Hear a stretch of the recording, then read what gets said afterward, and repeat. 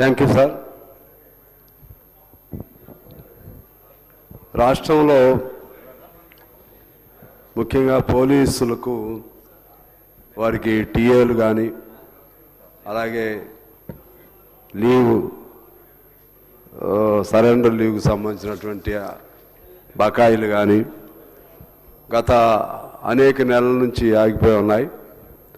అందులో భాగంగా మా కొత్తగూడెం జిల్లాలో అయితే పక్కనే ఖమ్మం జిల్లాలో ఇచ్చారు తప్పితే కొత్తగూడెం జిల్లాలో పోలీసులకి దాదాపు 42 టీఏలు ఒక్కొక్కళ్ళకి, అనేక సరెండర్ లీవ్స్ ఎందుకు ఆగినాయో మరి అర్థం కావట్లేదు. నేను చాలాసార్లు రిప్రజెంట్ కూడా చేశాను.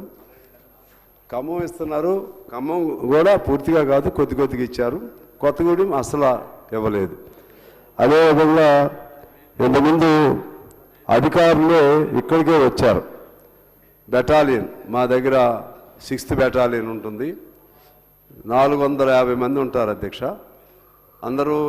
అందరికీ వాళ్ళు బెటాలియన్ అంటే రేయింబోళ్ళు కష్టపడేవాళ్ళు, సెక్యూరిటీగా కానీ ఎక్కడ ఏ కష్టం వచ్చినా వాళ్ళకు కూడా అనేక నెలల నుంచి టీఏలు సరెండర్ లీవ్లు ఇవ్వట్లేదు.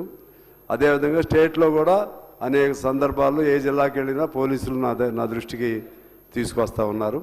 ఈ అన్ని అంశాలపైన మీ ద్వారా ప్రభుత్వాన్ని కోరుతున్నాను, శీఘ్రతరంగా దానిపైన శ్రద్ధ పెట్టి వారి బకాయిలు ఒక్కొక్కరికి 42 టీఏలు అంటే లక్షల రూపాయలు బకాయిలు ఉన్నట్లు అధ్యక్ష. దానిపైన త్వరితగతిన పరిష్కారం చేయాలని చెప్పి మీ ద్వారా వారిని కోరుతా ఉన్నాను.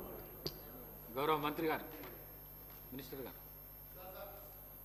సార్, గౌరవ శాసనసభ్యులు సాంబశివరావు గారు ఎంప్లాయీస్కి సంబంధించిన అంశాలను దృష్టికి తీసుకొచ్చారు అధ్యక్ష, నోట్ చేసుకున్నాం.